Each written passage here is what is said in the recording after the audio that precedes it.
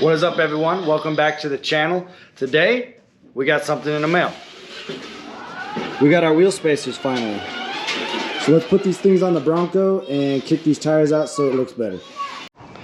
So here's what I'm talking about. Whenever we lifted the Bronco, since it is independent suspension and we didn't drop the differential when we lifted it, it sucks the tires in a little bit. So whereas before the side of the tire was flush with the fender, now it's tucked in a little bit.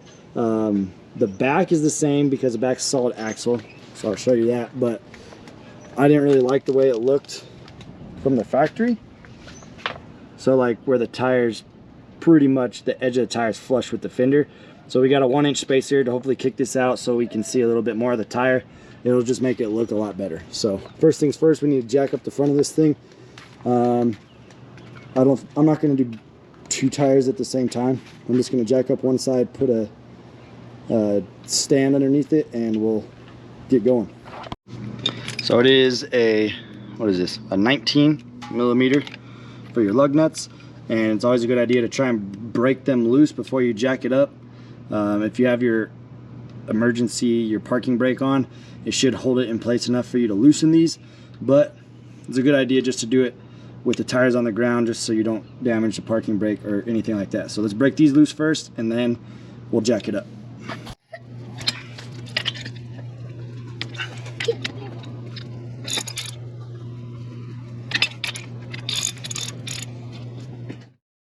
So one issue that you're probably gonna have is finding a jack that's tall enough to get to the frame. So I don't have one tall enough to get to the frame. So what I'm gonna do is I'm gonna put it right here on the bottom, probably on these two bolts right here is where I'll put it, and we'll just press up the control arms and compress the shock, and then we'll take this thing off, or take the tire off, put a jack stand under here while we put the spacer on. So we got everything on jack stands. We got 2 jacks just to be safe, and we got our tire off the ground. So let's go ahead and pull this thing off.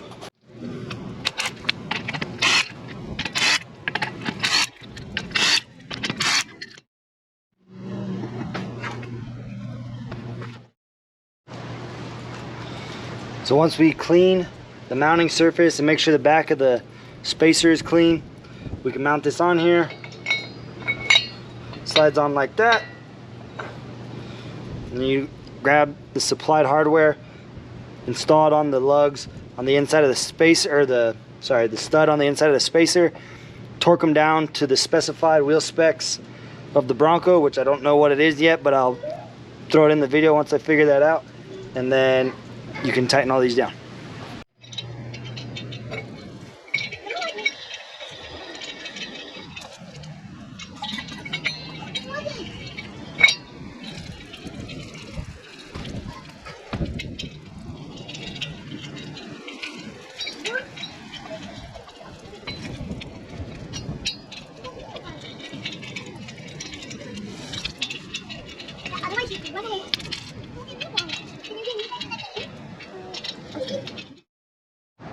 So for those of you that aren't aware, the torque pattern of bolts, so you're going to start, so let's say you started on this one, you're going to go back up to this one, back down to this one, back up to this one, back over to this one, and back across. So essentially you're trying to make a star in a sense.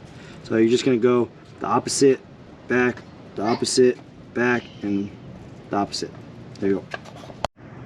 So best thing I could come up with to torque this, because as you spin this, it's going to spin the disc, is if you have some kind of bar or something, you can put it in between the studs and pull it down. But obviously proceed with caution, because you don't want to press in any of the threads. So maybe throw a towel down, and also don't slip off of this, because as you're tightening it, you don't want to take a piece of this to the face or crack a knuckle. But I'm sure this isn't the right way to do it, but this is what I have, so we're going to do it.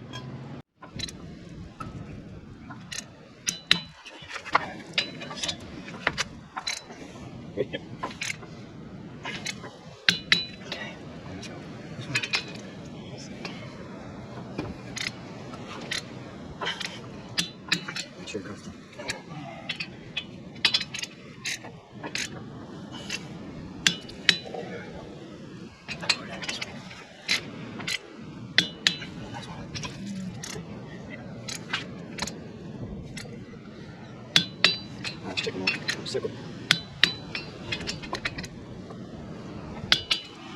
There we go.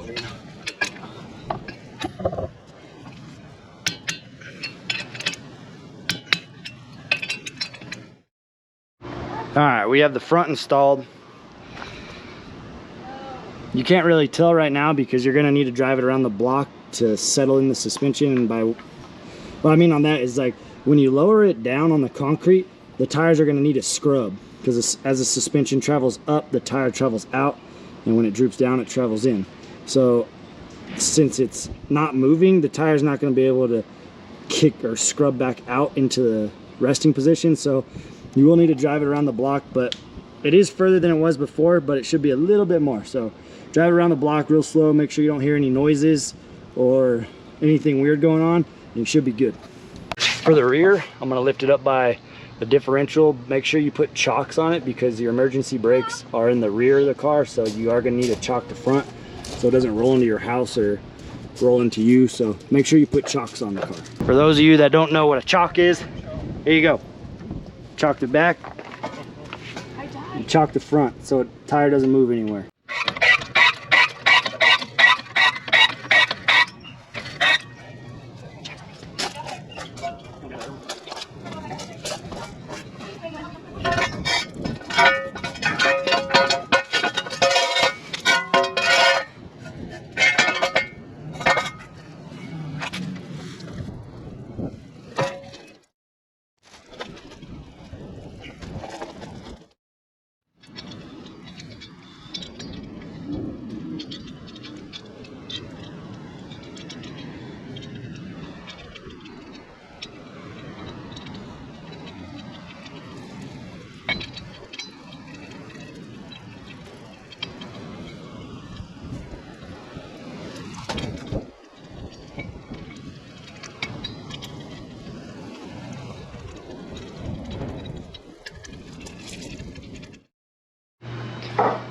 Got pulled in the garage now just because it's so windy outside. Again, I didn't want you guys to have to listen to wind, so we got the front and the rear installed. It kicks out, I would say, you know, ever so slightly. The beginning of the tread is tucked inside of the fender well, and then on the back it's like perfectly lined up. So like I said before, you probably need 1.25 inches in the front and then 1 inch in the back. But how this is like kind of perfect right there on the tread, you know, this whole piece of the tire sticks out. On the front, it's kind of, the front's probably like right here on the tread versus right there, but it looks significantly better than it did with just the stock offset. I know you could obviously get a different tire, or different tire, as I was. You could get a different wheel and get a bigger offset to kick it out more, but my wife liked these wheels, so this was the solution to that issue. But I hope that was helpful for you guys, or you get to at least see that you can put a 1-inch spacer on this thing without like any trimming or any rubbing on this at all. I think you can go down to 1/2 inch, I think is the smallest you could go without trimming studs.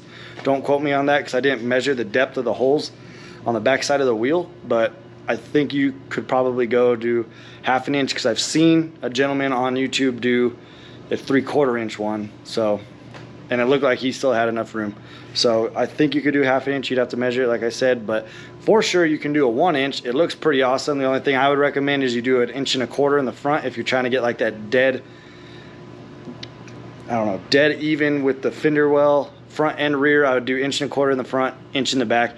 It'll be perfect. So one thing you do need to note on this, you are supposed to drive it around, I think they say for like 5 miles or 5 minutes, something like that. Let it like settle in, and then come back, take everything off and re-torque everything, put it back on, and then of course I would probably check it every couple thousand miles just to make sure the torque on the lugs on the sorry, forgetting what I'm talking about, on the spacer are good, just to, I don't know, for safety reasons, you know. I don't think you'll have an issue with it. I don't think you're supposed to Loctite them. It doesn't say to Loctite them. I've also read on forums that like they discourage you from Loctiting them. It voids the warranty on the spacers, so I didn't Loctite it, but you know, to each his own. I don't think you would have an issue if you did Loctite it. I think the only thing they're scared about is it would be like, so it would be stuck on there, so it could crack it. I don't know. That's all I can think of, but feel free to Loctite it if you want. I didn't do it. I'm just going to check the torques every 5,000 miles, probably every oil change, and I think we'll be good to go. But we got the look I was looking for, so thanks for watching, guys. I'll see you next time. Like, subscribe, and I'll catch you later.